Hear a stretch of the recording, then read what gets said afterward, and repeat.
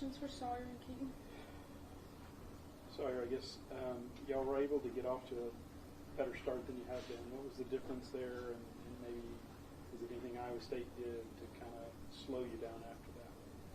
I think we just came out and instead of like feeling everything out, testing the water to see if we can compete or not, we just did it, and it felt good. And I'm proud of the way the line attacked it, the way the receivers attacked the ball, the way the running backs ran it. And then after that, obviously they slowed us down a bit, and they're a good defense. Like credit goes to them, but we just gotta figure out ways to like maintain that momentum and keep scoring points because we just gotta help our defense out more. For both of you, is that disheartening when you have such a good start that kind of fizzles? How do you kind of keep your head in the game? We just got to finish. I'm still a firm believer in this team. I still think we have the capability to be great. We just got to play 4 quarters of ball. I talked about that middle of it last time I talked to you guys. We got to win that. We won it in that first middle eight going into halftime, and coming out we didn't. So defensively, offense scored, but defensively we got to step up and up the offense. Keaton, y'all struggled stopping the run. Was there anything in particular they were doing? Was it missed tackles? I definitely say missed tackles. I feel like, we had them in that first half, and we fit it up really well, and then they came out and they made some really good adjustments on their side. And then some of that was just confusion and miscommunication. Sawyer, how good is it to have Michael Trigg back? And is he a safety blanket for you? It seemed like you were hitting him pretty good there. Yeah, he's a stud, obviously. Big target, gets open, large catch radius too. Just got to get it kind of close to him, and he's going to catch a majority of them. 50-50 balls aren't really 50-50 with him, and so I'm really proud of him and the way he played.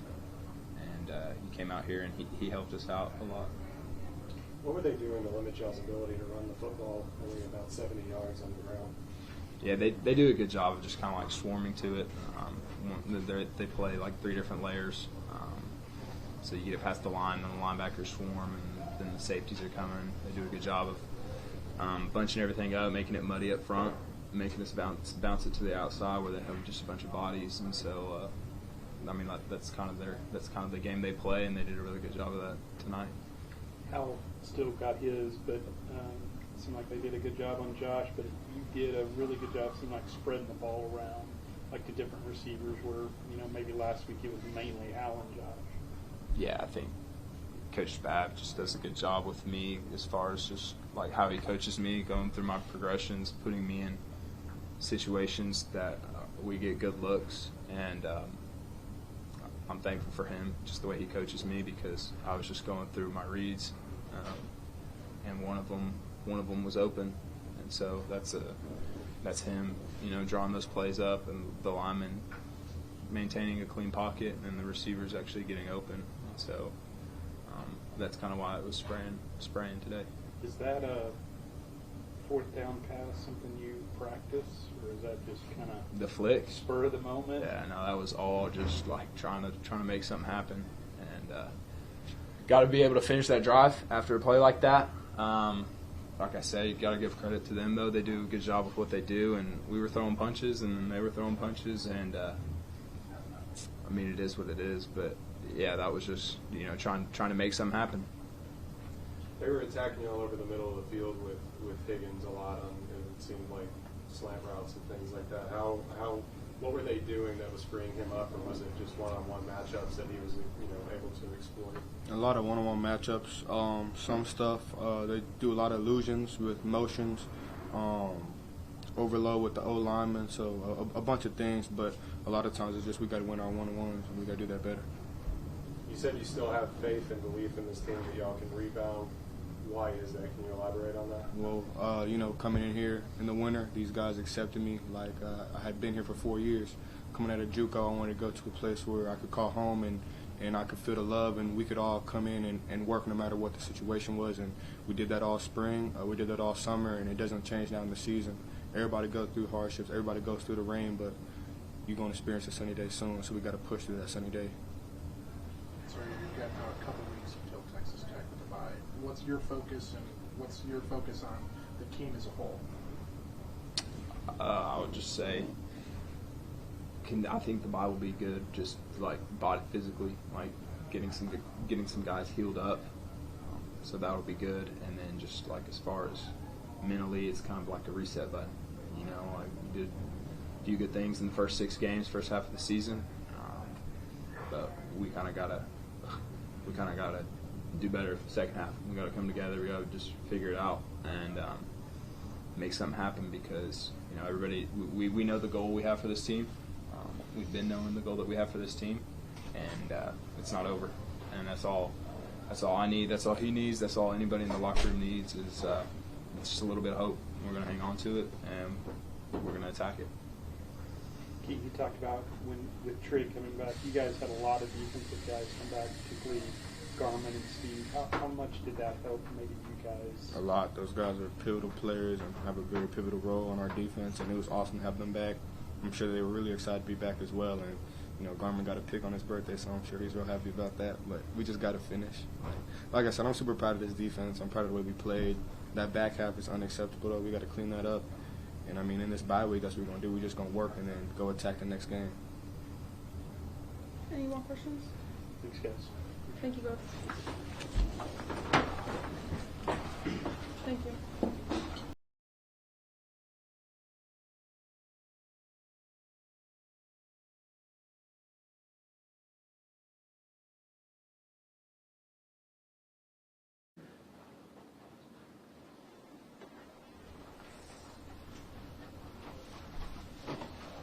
Opening statement. We'll take a couple questions.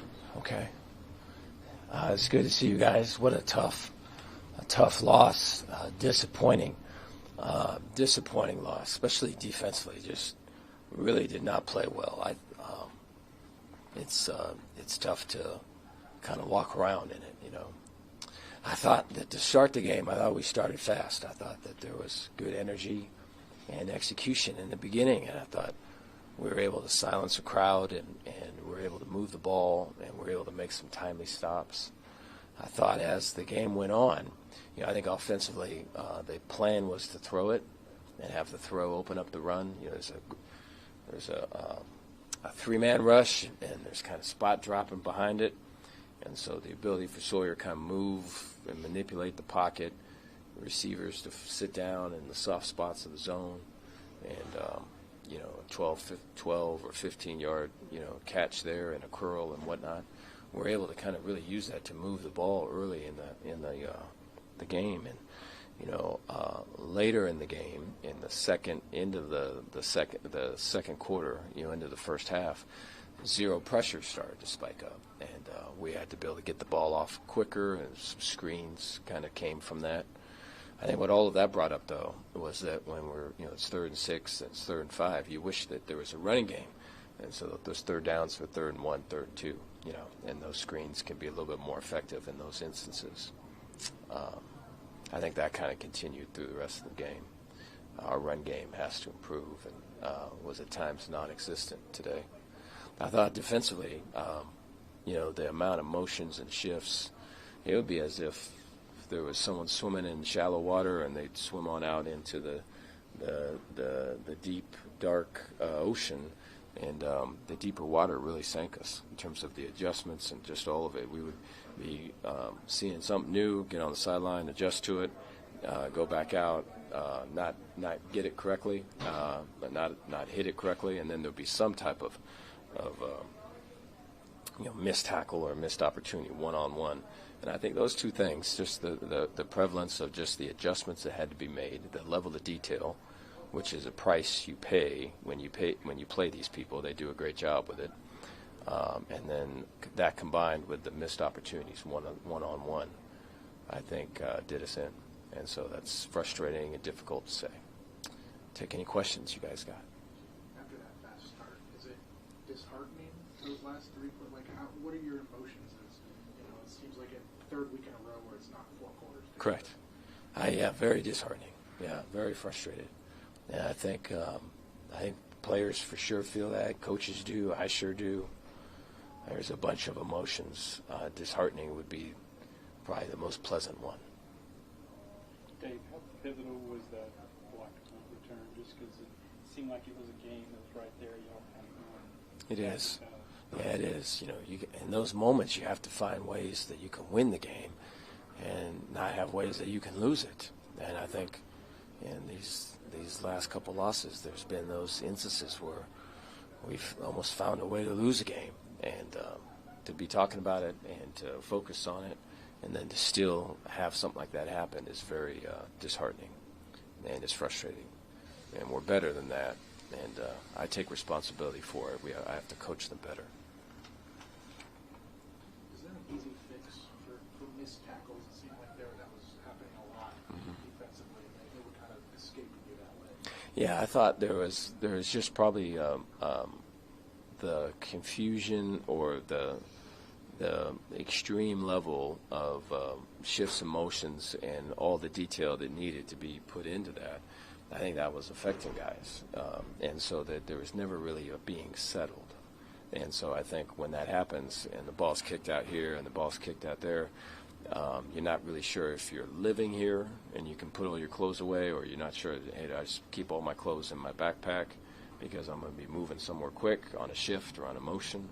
And so when you're unsettled like that, there's a greater chance for a missed tackle because your feet aren't in the ground. You're not at home, so to speak. And so us on our heels was really the whole third and fourth quarter.